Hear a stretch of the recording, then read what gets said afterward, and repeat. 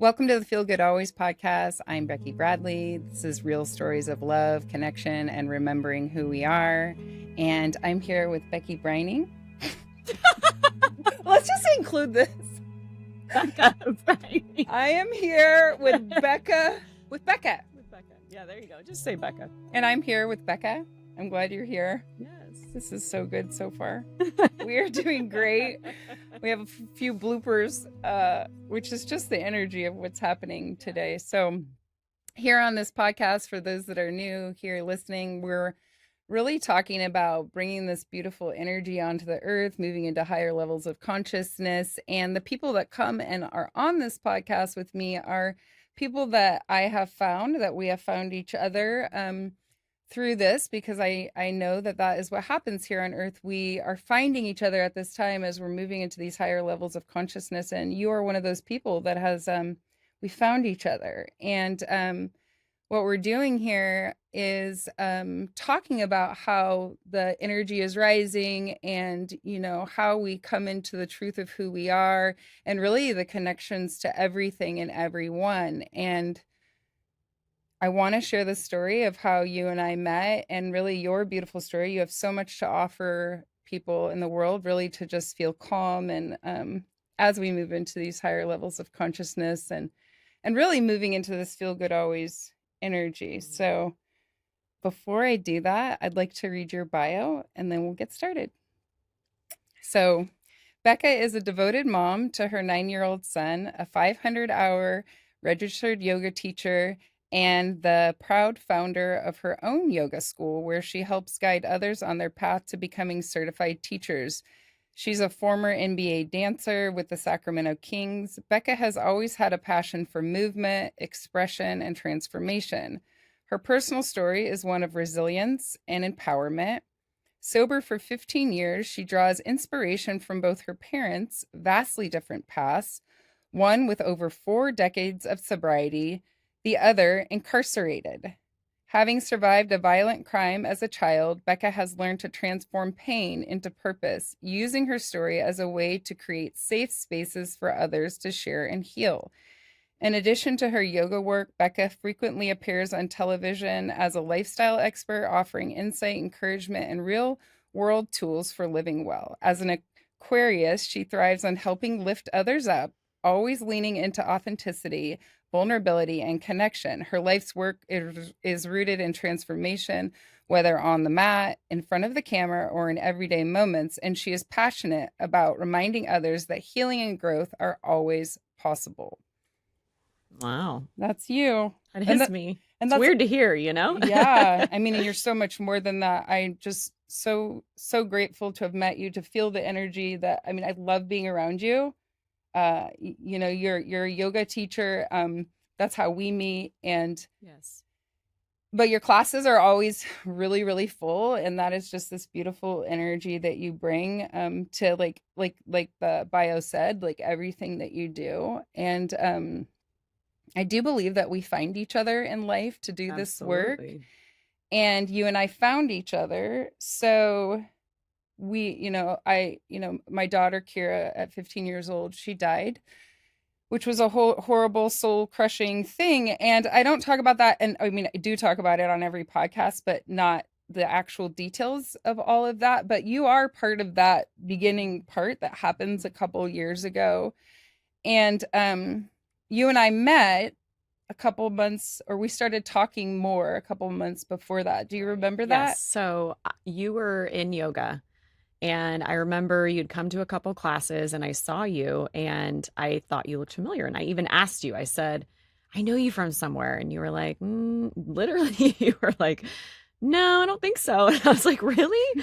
And I started naming, you're like, well, I have daughters. We were just trying, I said, did your daughters ever dance? Like, I couldn't figure out how I knew you. And that happened a couple times until we made the connection that there was, I had seen you in recovery. Yeah, in recovery meetings. Yeah. So that was when that actually clicked. I was like, oh my gosh, so yeah, there was, I think I definitely, and I remember your energy being kind of like, not cold, but just kind of like, yeah, no, I don't know you from anywhere. It's funny because I still don't even really know if we met in recovery meetings. I think that I only think you're right, but I think I that so was the I click. don't I think that we've made a connection. So I don't think we met in recovery meetings. Right. I think you knew what I We were you supposed to meet. That was you just know the end of the me day. Yeah. because I always say that everything is happening now. So we know each other on a soul level, and you knew me. There I was a draw We for do have a sure. connection of both being in recovery, but I don't think we ever met each other at a recovery meeting because And then is your name Rebecca? it is Rebecca. Okay, so we also have the same name. We have the same name. So we connect and immediately and you remember I remember that where you were like, I know you from somewhere. Now when people say that to me, I'm like, oh, you do. Like we Yeah. haven't met on earth at this in this lifetime, but we know each other. And it's very clear that I can be connected to people, and you are definitely one of those people. So that happens. We do talk a few times after class, but a few months before Kira dies, that really accelerates. And I Yes. that's a important point because what has happened with me is that when Kira dies, I start experiencing a wild amount of connection, which I share a lot on this podcast. Just hundreds and hundreds of signs a day, connections, and really all of the people have found me. I could hear her saying, I'm sending all of the people to help you heal.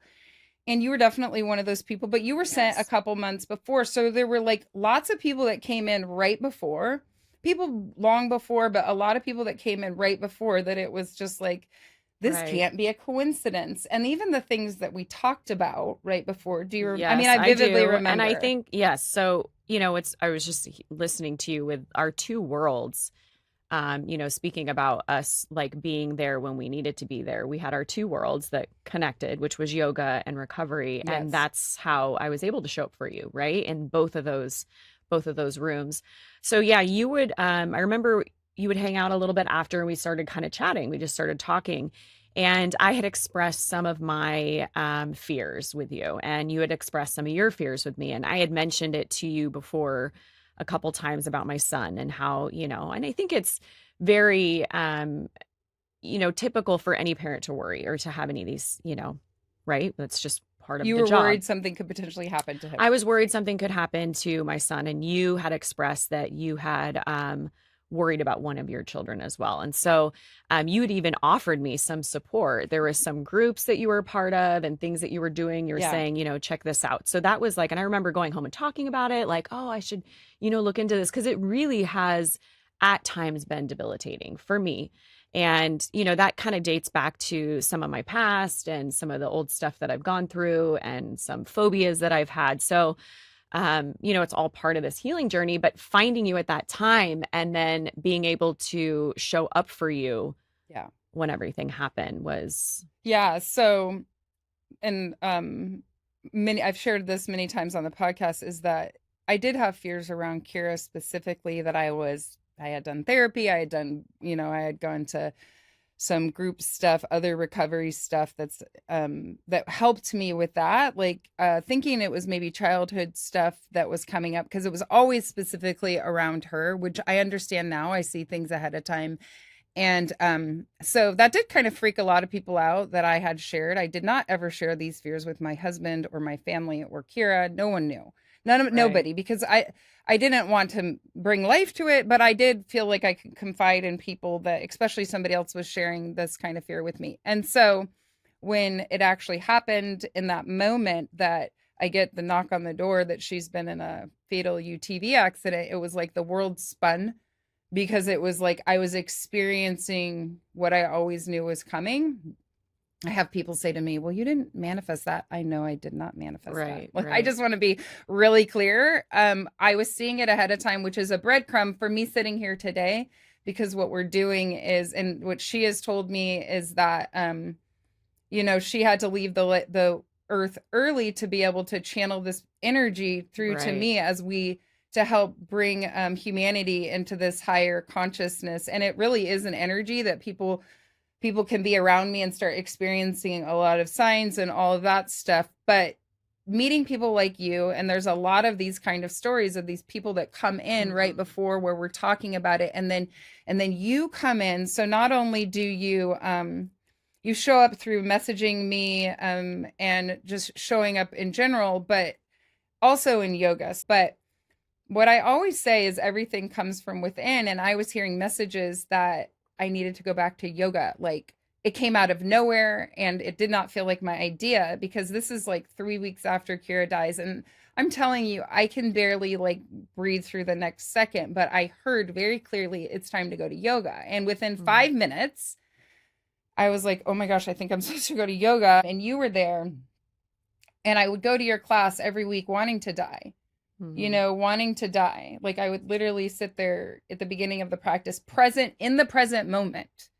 I couldn't get outside of it, like looking at my body, being like, I don't want to be here, but I could move the energy and maybe get like a tiny little bit of reprieve. But what you would do with me is sit with me on my mat afterwards and cry with me, and also give me massages. So in Shavasana, you probably did it for 12, 15 times straight. You gave me a massage in every single Shavasana. And that is the beauty of like this experiences, things like that, just for, like the humanity and just like the people. I can feel it right now, just how beautiful it is. The people that came and showed up. And specifically with you, so I could feel the fear of humanity, like a lot of people, because I have now experienced most people's greatest fear. And so a lot of people in our culture just don't know how to deal with it, which is fine. I understand. I didn't before either, but it was very apparent to me. But I remember you talking about Miles, your son, and your fear, and that if this happened to you, you just go straight to the jungle or something. I mean, but I loved that you were able to actually talk to me about your own fears around it and have that conversation. I felt less alone, if that makes sense. And so that you weren't afraid to talk to me about that that this was also a triggering for you, but you were still going to sit right with me in it. Well, yeah, I mean, this is, I think it's every parent's, greatest fear. And like you said, you're living that. And I think that for a lot of people, it's very hard to hold space for somebody that is grieving something that we don't feel as though we can do much. And I've just learned in my time of my own experiences, it's like you just show up in any way that you can. You just got to show up. And whether that's, letting them know when you're thinking about them, still offering that space, but like, showing up to meetings with you or being there and listening. I mean, that's just, and it's hard as human beings to hold space for people that are hurting. We want to be able to fix something because it's hard for us to sit and watch that. But that's part of the human experience, right? Is to be able to allow people to go through these things and feel them and be okay being there to hold space. And that's all stuff that I learned in yoga. I mean, really, right? I didn't know that, the minute somebody is crying and we try to hand them a tissue, that we're actually interrupting the experience that they're having because I'm just doing it to be nice. Am I? Or am I actually kind of saying to them in a way, please stop, you're making me uncomfortable. Here's a tissue, right? So to allow people to just have that and to be able to sit with it, it's how we learn to be there, Yeah, you put it so beautifully. Exactly. That's just been the constant thing. That's what this feel good always is. We're moving into this beautiful feel good energy, but also we can't skip this part. I kept hearing that too. It's like I was having wild connection to everything and Kira was sending me all this stuff and just so many signs and stuff. But at the same time, I'm a mom on earth. Right. I'm bigger than that. We all are, but I had to, like, we don't get to skip the pain of our reality. Like that's just not, and it's in not skipping the pain that I open up to this really mind-blowing, beautiful connection that was always coming for me, but it's the feeling of the feelings. I really appreciated like the people that could sit there with me and talk about death, and talk about their fears and all of that and not like pretend that it didn't happen, because you've had a lot of connection. You've had a lot of things happen in your life and you're experiencing this high level of connection, that I am, or moving into it. I know Right. that every time we're together or something, you'll Yes. start seeing a lot of the same stuff that I'm seeing. And it's like, I love that I can tell you it and you're just like, whoa, but you're also like, of course. I feel like, yeah, it's interesting. Even on the way here, as I was getting on the freeway, I remembered a memory that I had when I was a younger girl. And I remember being in the car and getting on the freeway and asking my mom this question. And it came to me this morning on my way here. So when I was 5, I was a victim of a violent crime. And, immediately I was thrown into therapy and, my mom did everything that she could and offered me those tools. And I remember being in the car that day, and this was, maybe a couple years after it had happened. And I asked her, I said, why did this have to happen to me? And she said, well, this happened so that you can help others. Yeah. And I just remember that clicking and being like, you know what, you're right. And at At my 5. yeah, I mean, I was probably like 6 or 7 at this point. Yeah. But I remember thinking like it just made sense. And, I'm really lucky to have had a mother sober my entire life who was in recovery and, did some inventories and worked the steps because she was able to see how her story and her struggles could help others. So she was awake enough to notice that and to give me that message. And so being there, I was like, you know what, you're right. And so at such a young age, it clicked. I realized that these things that happen to us are not happening to us, they're happening for us. And anything that I've experienced or gone through in return helps somebody else. And that's why I think it's so powerful that we share our stories because it shows the hope, it shows the beauty on the other side, the growth, and as painful as these things may be, like there's something that comes from it. And a lot of times it takes time for us to see what that is on the other side, right? So, it's funny that I was on the freeway having that memory, but that's when it shifted. And so anything I've had in my life, I know while it's hard, while I'm going through it, that there's something much greater happening on the other side. And that I just have to be willing to, do the work to get through it so that I can be that, person that helps others. And even with yoga and what's going on currently in my life, like seeing what those tools are going to do and bring in the future for what my next opportunity to be of service will be. And you're always of service.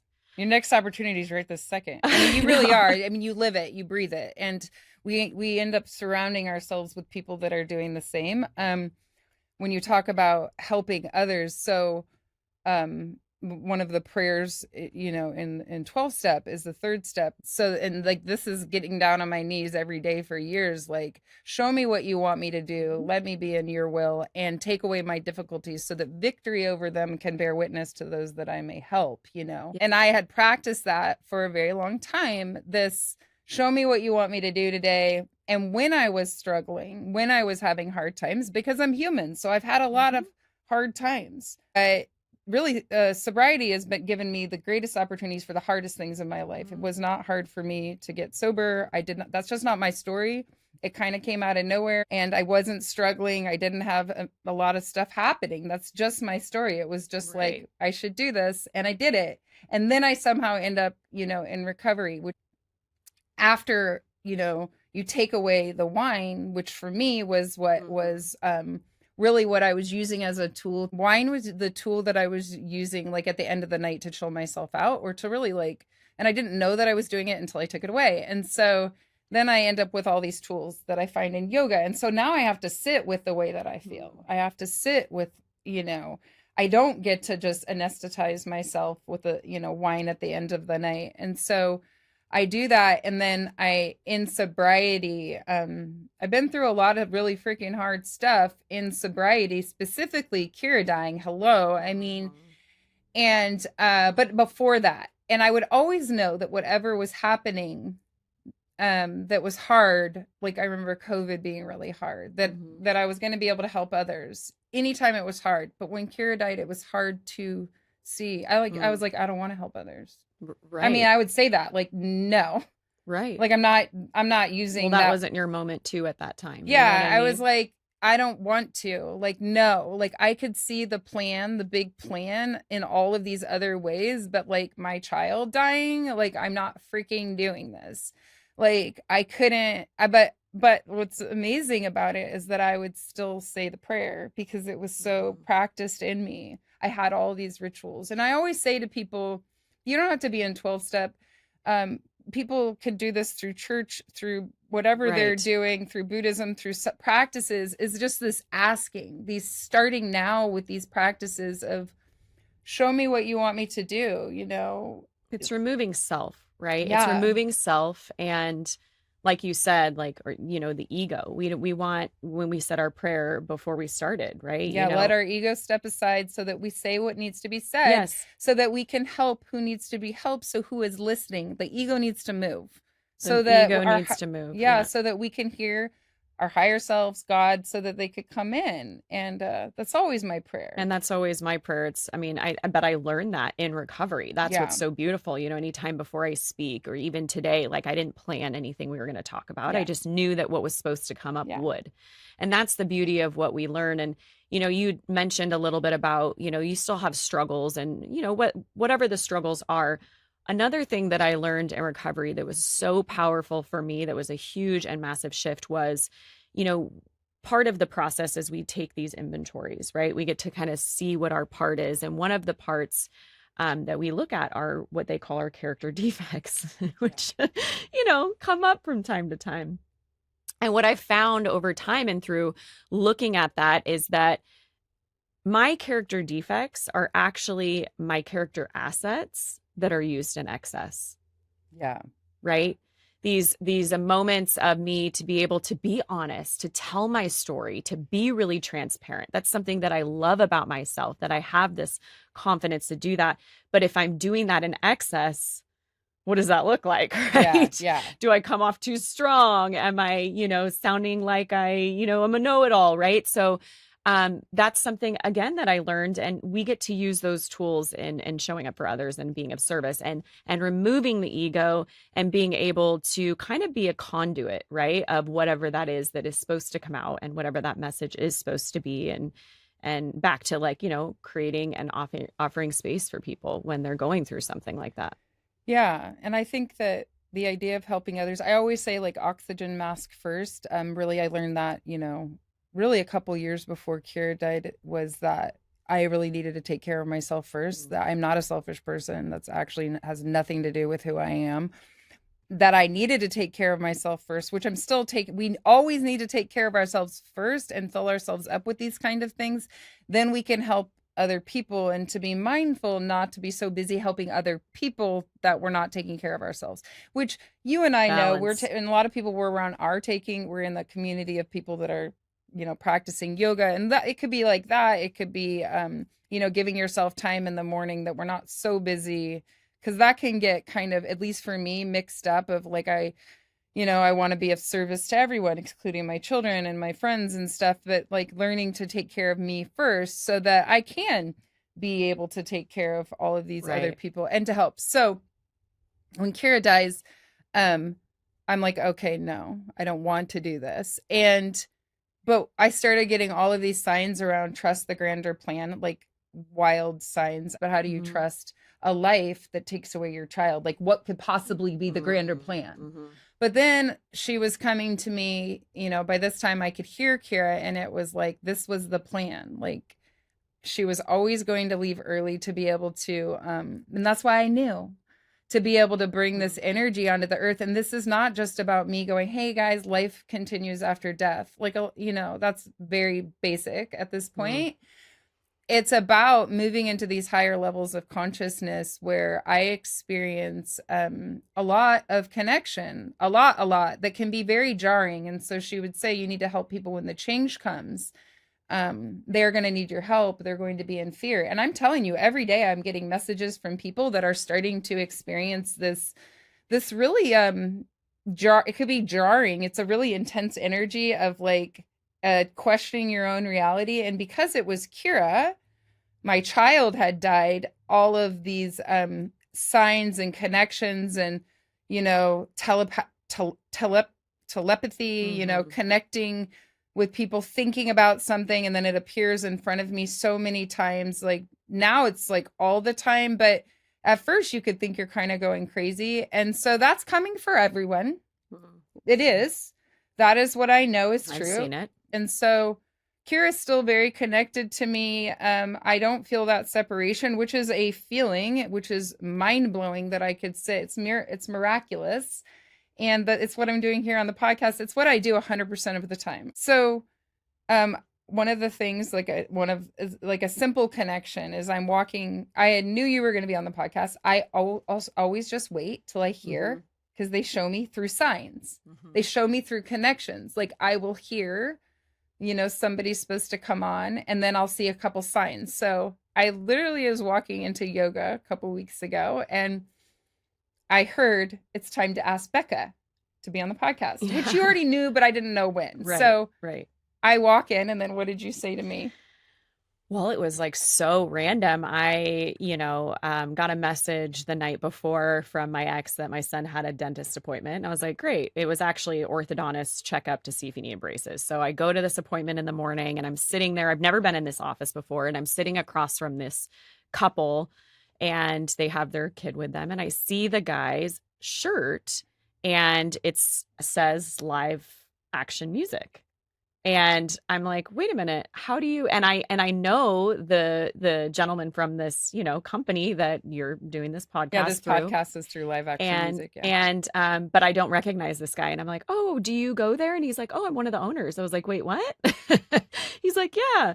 So I meet him and I'm like, wow, that's so crazy. Like my friend Becky is doing her podcast there and da da da da da. And I know, the brothers. And so anyways, it was just such a random thing because granted, this is about 30 minutes away from where the studio is. So just to run into him. So I have that experience. I immediately see you and say, oh my gosh, and then, you are already coming to tell me that you want me on the podcast. Yeah. So it was like the timing of everything is just like, what are the odds? Yeah. One might say, what a coincidence. No, this is exactly like, and anytime I see anything like that, I see it as a moment as you are exactly where you're supposed to be. You are on the right path. These are verifying what I already know, what I'm already feeling, right? So, and I've had many of those since. And if anything, one of the biggest things I've taken away from you in this process that you're going through is to be more awake to those signs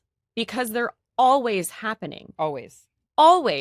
And it's this validation, and I think that's what people want. We want to be validated. That's why we seek, that's why maybe some people seek psychics or astrology because it's like, oh yes, this validates what I felt like I already knew about myself. And so, but we see it all the time if we're able to be awake enough to see it. You move into these higher levels. So like in that instance, I get the thought, it's time to ask Becca. I walk in and you're like, immediately, I don't even tell you. And you're telling me this story about how you saw live action music. And then I get to say to you, well, yeah, because I was just about to say it. So, and that stuff happens to me, all day long, that kind of connection that we're all moving into. And I tell you too, a lot of things that I say to people is it doesn't have, now for me, it doesn't have to be real big like that.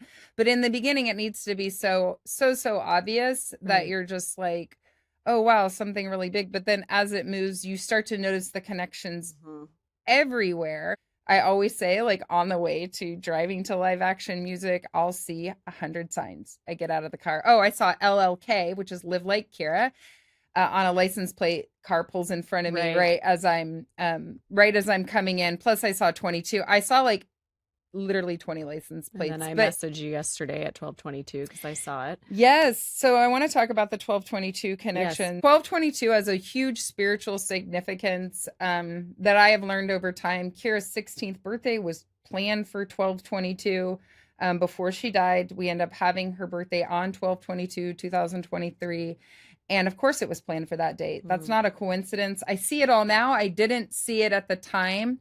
But that was one of the first days that this really powerful energy of being in this higher connection that she could come through, really like channeling through me, and my family was seeing all kinds of stuff. But 1222 continues to be a huge connection. I end up being able to channel Kira. And there's this thing that happens with Charlie Kirk. The night before that, I kind of get a feeling, I'm about to record a podcast with Andrea, and I get a feeling that the podcast is going to need to be longer. That next morning, a lot of things happen, but I copy and paste into my notes some transmissions, really like channelings from Kira from a year before. And in those transmissions, we're talking about 12, I say it's 1222, because that has already become, I'm aware of that time. It means something. And then right before I leave to record the podcast I start feeling fear come in. I could feel it. So I message you and about 100 other people. I start typing out this thing, copy paste, and I'm asking you guys, fear is trying to come in. Fear is not real. Only love is real, but please hold the field. And then I end up being late to this podcast. But what I could hear is you're not late, because really I was supposed to start the podcast at 10. I would have been done at 11, but I end up showing up at 10:30. Sorry guys, but I knew I could hear them say, you're on time. Like, just calm down, always right where you're supposed to be. And Andrea and I end up recording the podcast. And in the podcast, I feel like I'm supposed to look at my phone and look at these transmissions from Kira, channelings from a year earlier. When I pick up my phone, it's 12:22, of course, which tells me, okay, I'm supposed to read it. And then as soon as I start reading, I reference 12:22. And so then when we leave, so now we're actually in the podcast at 12:22. And when we get out of the podcast, so much stuff was shared in that podcast. The guys here at Life Action Music had let me know that Charlie Kirk had died and been assassinated. And then fast forward to you can take on your part where you come in. I received your message, which, your messages are usually full of lots of good stuff, right? They're usually like, good size. Feel good always. And they're long. This one was not long. No. And I had just taught 2 yoga classes. So I saw it come through, but I was like, okay, I'm going to wait till I'm done teaching so I can actually read it. Right.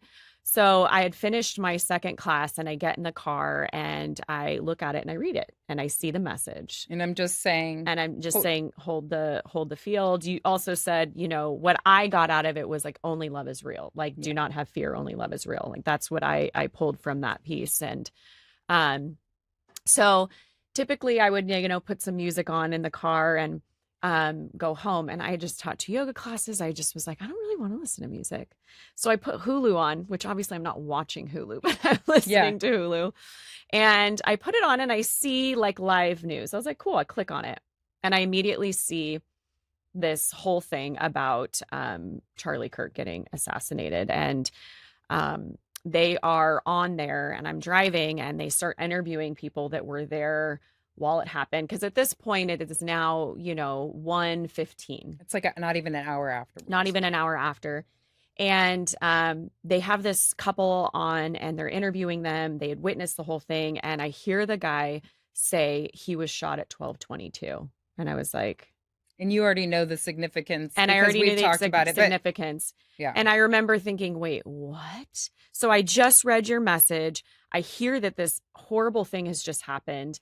And then I hear this person come in and say that it happened at 12:22. And I knew right then that what you sent, this message was coming through based on that. And so I immediately messaged you and then you called me and then we're just constantly like, this and then this and then this, like all these things just kept connecting. And then you had shared how you had been reading it. It was 12:22. Yeah. It was like none of this was a coincidence. This was all, again, for me, validation of the message, that only love is real, only love is real. And I knew in that moment, okay, what I can do here is to help keep that, like raise the vibration and let people know only love is real, because it's so easy to get wrapped up in fear in that moment. Right. I mean, and it did, you watched it. The message that I read on that podcast at 12:22 that talks about 12:22, was about fear, like how I was going to need to help people that when the change comes, because people were going to be afraid and full of fear. And we watched that happen on a mass level. I mean, we see it happen all the time, but with the Charlie Kirk assassination, that people go into fear and finger pointing and separation. And I sent that message out to about 100 people. The message about holding the field. And a lot of those people, knew as soon as they heard about Charlie Kirk, they're like, oh, this is what she was seeing. Mm-hmm. And I don't know what it is. I don't know what it is. I wasn't afraid. Right. I actually felt fear, but I knew it wasn't mine because Right. only love is real. So when I feel it in the body, and this is only since Kira has taught me and I've moved into this level of really knowing the truth that we really only love is real. So when fear comes in, I'm like, not mine. What is this? And so people knew that. But your message specifically was like, that was like another level of like, I already know we are being vastly helped. This, even everything that we're doing to here today, it's coming through what needs to be said at this time as people begin to see what is true and what is happening here on earth, and giving more and more pieces for those that are ready to hear the message. And people that are listening, they're ready, or they wouldn't be listening. It's a frequency, it's a transmission. But the biggest thing is like, this is a dream. I think about that. Like, we're waking up in an illusion of separation, and we're not separate. So things like 12/22, 12/22, 12/22, Kira's birthday being planned on 12/22, and I could write books. I mean, the list goes on. I mean, could write even for books. me, since then, since we had those, Yeah, yes, and now I it was becomes constantly. It's just so much. And so, yes, of course, on a human level, this man lost his life, his family. Like, I understand that. I understand the pain of someone leaving their physical body. But there was, for me, as somebody is really bringing this energy onto the earth and trying to be a guide in this, or really just to remind people that we have it inside of us to believe and stop doubting, and to just, the more that people hear this, the more that they see and the more they're open to. But I'm so thankful and grateful for the connection to something much bigger than Becky Bradley here on earth, which is my daughter Kira, and God. It's God, it's God, it's the angels, it's really humanity that is already, the future has already happened. We have all moved into this higher level of consciousness. And when I say that, for those that are new listening to that, what I mean is I experience knowing that we are just remembering what we've already done. Everything, the past, the present, and the future is happening now. And we have moved into this higher level of consciousness where we live in peace and we live in the truth that we are all connected to each other here on earth and to the other side.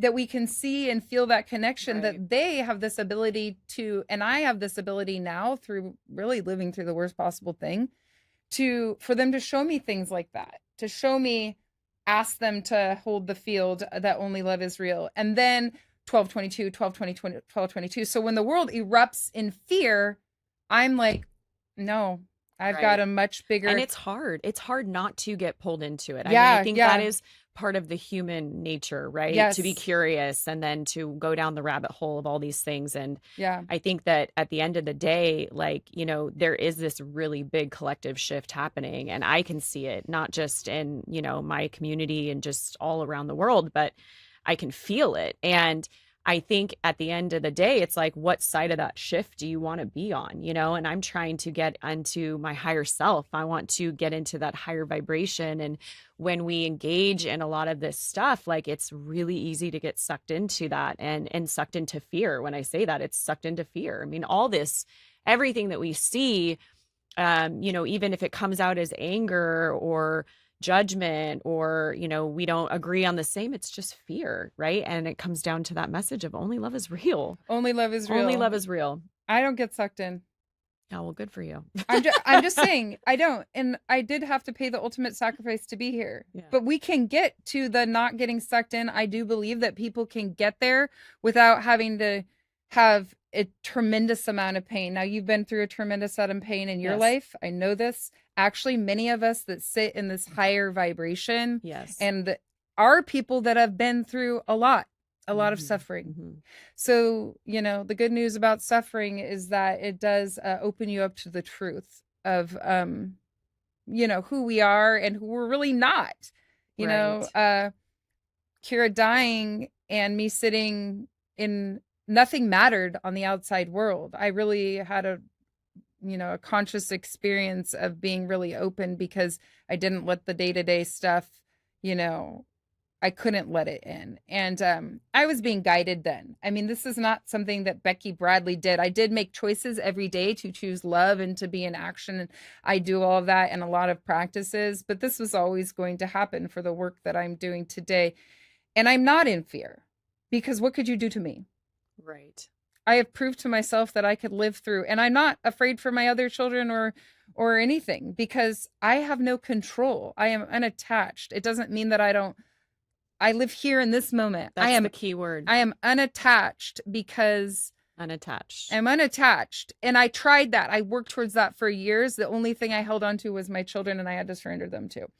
Not only Kira's life, but my children, and what they have experienced. But we just never know, because what my children have actually experienced is a wild level of heaven on earth. A lot of pain has taken them there, but they're also experiencing this, this ascension, essentially. So, yeah, but I do feel like, as hopefully, fear's not real. It's actually not real. Right. And I work towards it. I just am aware of it. And the more that we talk about this kind of stuff, feeling our feelings, fear isn't real, love is only real, the more we can really come into the truth of that. And so with you, I'd love for you to share just a little bit about your last year or year two and what's happened with you, just, your own suffering and how that's helped move you, question things and move into this higher connection. Yeah. Well, I think having the experience that I did at such a young age, that helps shift my perspective on how our things become, we talked about how we're of service. I'm also 15 years sober. So obviously I didn't, stop drinking on a good day. Yeah. I made a little bit of a mess, a high functioning mess, if you will. But, there was a lot of spiritual bankruptcy that I was experiencing, and I just kind of lost myself. And so, fast forward to the last couple years. And I share that because I've gotten really good at going through hard things and just like kind of not losing it over it, right? Like, okay, well, this is what we do next. But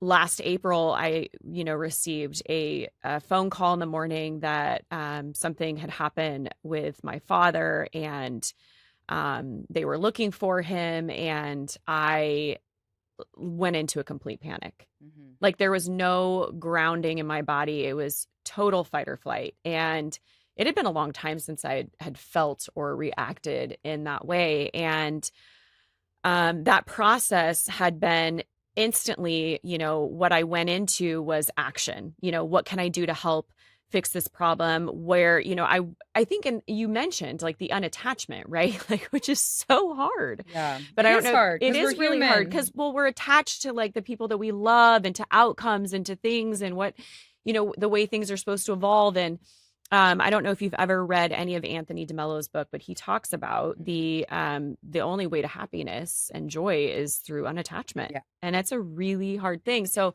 when we're in these moments of wanting to be in control of an outcome, right? Like, I knew after I received this phone call that there was a very big possibility that my father was going to try to take his own life. And so, here I am driving around with my mom to all these places. Like, where would he go to do this? Like visiting his old childhood home and like, my grandfather's grave, and just trying to be one step ahead of what I was trying to do was prepare myself for this grief that I was about to experience. And so, it's been quite a process and a journey of, and what's interesting is there's been some very, hard images to see or things to read throughout this process. And yet when I do, I'm so disattached from it. Yeah. With your dad. With my dad. The whole experience. Yeah. And I think, and even and I think this is also human of us at the same time, right? You talk about having to feel everything because that's what we're trying to avoid sometimes as humans, is not wanting to feel it. And it's even as the 5-year-old that experienced that traumatic thing. When I look at that, I look at, oh, that poor little girl. Mm-hmm. Like, she is not me. I have separated myself from that so that I can process it, right? I don't know how healthy that is, but that's No, what I I've think, done. That's the yeah. survival mechanism.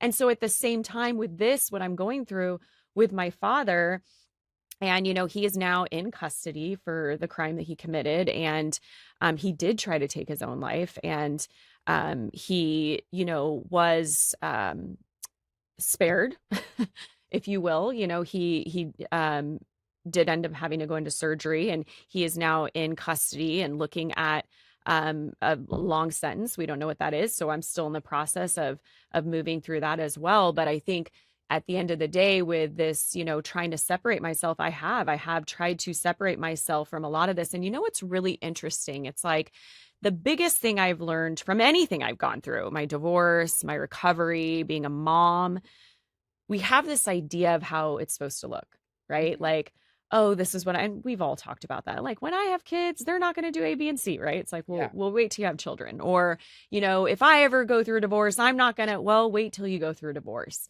And so going through this process, I've had a lot of humility and understanding, like, you don't know how you're going to react. Like you said, even with losing Kira, like, some people, when they grieve, don't want to talk about it. Others do. And that's our job as humans to show up and to offer that space and ask, is this something you want to talk about or no? Because Yeah. maybe I just show up and do your laundry for you, right? Like, I don't know what that is. And so in this process with my dad, I found myself being really surprised by the things that I've struggled with the most, and one of those things is just showing up to support my dad and feeling the judgment from others for me to continue to support him. Yeah, because he committed a crime. He committed a He committed a crime, crime. and he's your father. Right.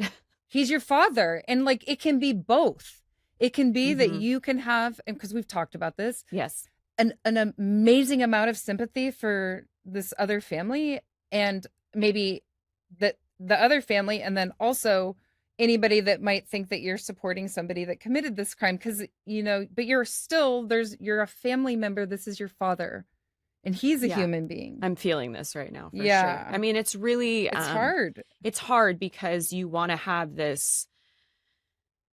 I don't know what it's like to be on the other side. I just know what it's like to be on my side. And I can only imagine how hard that is, and like you said, I just keep feeling this pull to do the right thing. And what feels right to me is to show up where I can for the people that I love, Of course, yeah. despite, what they may have done. And to me, that is only love is real. Yes. Like, it's unconditional for me. And for the people that I love, I would do the same for, and for anyone. And all the years I've learned to show up for others, right? To show up for you. This is how I know what to do. And in the process, it's healing for me. Yeah. I'm having my own experience. Everyone's having their own experience, but, and I've also, through the tools of my recovery, have learned, my father has struggled to stay sober, that this is his journey. Yes.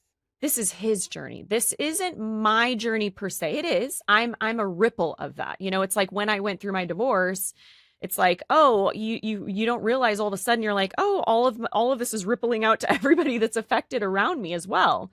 And I want to be like with them, like, but you're not the one experiencing this, but they are. They're experiencing a piece of it. And that's where I am in this. I am a piece of that. But this is this is his life, what he's experiencing. And I'm just a ripple of that. And I'm okay. It's okay for me to have that rippling experience. But to also not hold on to what he's done, because what he's done is what he's done. Right. Yeah. And it's a lot. And I've sat with you and we've talked, and, this happens, right after Kira dies, essentially. And I don't think that any of this is coincidence, because it's a lot for you, because I understand what it's like to have a child die, or, but also can have empathy that everyone is having their own experience. So you, as the daughter of your father, he is having his own experience. Everyone is having their own experience, and that we can honor all of that, and that nobody, for you to show up for your dad, doesn't mean that you're saying you're making a judgment on what is right or wrong or anything. You're just merely showing up for you, for your dad, for really humanity in general, that we're all just here, on a journey. And that was, it's your dad's, This is his journey, and it's his path. right. And we don't have control over it. It's the same thing that I was saying, on a different level of like, my children are on their own path. I had to surrender them to their pain, trying to give them the perfect life, keep them from any kind of trauma. And then their sister dies at 15 years old. And I watch them, really, and knowing there's nothing I can do. And it's the same thing in, it's like surrender. Right. This surrender that you've been asked to do, it's another level. When I observe it, it brings you to be able to take, strip away the parts of yourself, more stripping away of who we think we are, and more opening up to, who we really are. And then that transcends, and your honesty, and you're willing to, just share your experience on a one-on-one level, like you and I. Obviously, I mean, we're here on this podcast and you're sharing it, which is, it's brave. Well, it's like when you mentioned that you found recovery when you did, and then look how much you needed it when this all happened. Oh, yeah. And I think it's the same with my dad's stuff. It's like, I was preparing for this. Had I not been as evolved as I am today to understand that I'm not attached to what he's done, but I'm just a little piece of the ripple, and that I don't need to take it on, but I can process it and I can feel it because I'm human and I'm affected by it. And what I've also, circling back to the service piece, what I've realized is, something in yoga we have called seva, and seva is being of service, right? Being of service to our community, bringing yoga out into the community. And I've really, since my very first teacher training, wanted to really find something that I was really passionate about in giving back. And this has really opened up that door for me. I have found an organization that takes yoga into prisons I love and this. into these facilities, because thinking of the people that need it most. Yeah. Where is there a need in our communities and in our world? And that's a massive need for people. And so I just felt really pulled from this and experiencing this, because I'd never visited anybody in jail prior to this. I've never, had to understand the process of, law and all the things. And now getting a window into that, I'm seeing where there's a massive need. And so, how can I turn around and be of service to something that I'm experiencing right now that I'm still going to experience? And we hear about a lot of people going to therapy and trying to fix these old wounds. And it's like, hey, we might, process it at that time, but 5 years down the road, 10 years down the road, life is going to continue to life. These things are going to resurface. And where are the tools when we need them to process it at that time? And so right now I feel like this is a way for me to not only heal, but also to be of service in this journey. And I believe and know that this is your blueprint. This is what you were going to do. This is part of your journey. So this happening with Kira puts me in this position to do this, which also, you're here. We're all connected. So it's all part of it. But this happening with your dad puts you right in line with what you were always going to do, is continue to be of service, even in a bigger way. And we can do that. And we know, like when you just said you've been preparing. Yeah, I was preparing because I never really understood why I was in recovery, only because my story just wasn't the same. And I know a lot of people are like that. You don't have to be like, drinking vodka in the closet, right? Or whatever. You can be, but you don't have to be. I wasn't. No. You don't have to be. And anyways, I just didn't understand why I worked so hard at everything, because I didn't have any like really big blow ups. I hadn't blown my life apart or anything. Not at all. Not even close. But right after Kira died, I looked at my son within 2 hours and was like, oh my gosh, this is why I got sober. Not even about sobriety. It's I about, remember you telling me that. Yeah, literally, I knew it immediately. It was like the thought came in and like, this all makes sense now. It's why I got that message. First of all, because to sit here today, to be able to be as connected as I am, I can't blot out my consciousness. And I was blotting out my consciousness with wine. And also I needed to find God. And I found God in the rooms in 12-step. That's where I found God. And I really wasn't sure if I believed in God really, but I practiced anyways. And Mhm. that's just really beautiful. And that's my path. And so, yeah, I was preparing, and I'm extremely grateful, because I do think that I walked through it a little bit easier, but either way, I would have made it through. And I continue to do these things, and to do them with other people. And I was surrounded by a lot of people like yourself that are on this path, that working towards, working on ourselves really for humanity, so that we can all do this everywhere, no exceptions. May peace find everyone, every sentient being, no exceptions, no matter Right. what you have done here on earth, no matter what you have done here on earth, and that we can have love for everyone. And the Right. quicker we remember this, the truth of when we start feeling triggered, that we're just seeing a mirror Mhm. of our own selves, because we are one, we really are one. And You spot it, you got it. if you spot it, you got it, or it's trying to show you something. Right. A lot of times if I'm triggered, I'm like, what are you showing me? Mhm. And I don't need to, the more that I know how connected we are, and how we are really just, only love is real, and we're all one, the better I feel. So it actually feels better. So there's that plus too, but it's where we're all headed. So as we close this up, I would like you to just share. You've shared a lot of beautiful things but anything, like, for people that are listening, Mhm. things that they can do to kind of help themselves, really just be able to be here and feel this connection, just a couple of things. And then I'll have you share what feel good always means to you. Okay. So what can people do to Yeah, you share so much beautiful stuff all the time in your yoga classes, but like, yeah, just to feel more peace in their life, or if they wanted to start today, what's something that they could do?